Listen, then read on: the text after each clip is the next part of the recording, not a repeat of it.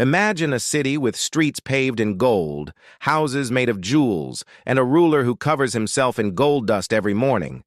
Sounds like a fairy tale, right?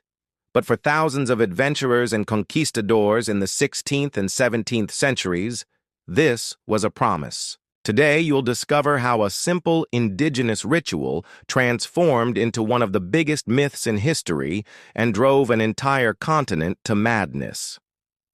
Thousands of years ago, the Muisca people in what is now Colombia had a tradition.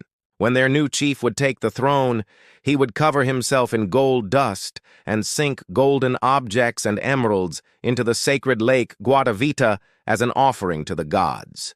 They called him El Dorado, the Golden One. But when the conquistadors heard about this, they thought he was a king made of gold who ruled over a city made of gold. And so began the game of telephone. By the time it reached the conquistadors, it had become El Dorado, the Golden City, and so began the greatest gold rush in history. Conquistadors like Gonzalo Pizarro and Francisco de Orellana searched for El Dorado in the Amazon.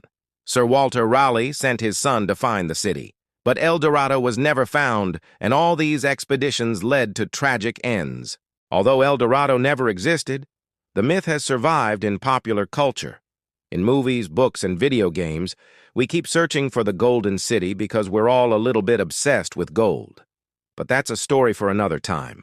In the next episode, you'll discover why people in 18th century England paid taxes on their windows and how it affected architecture. See you there.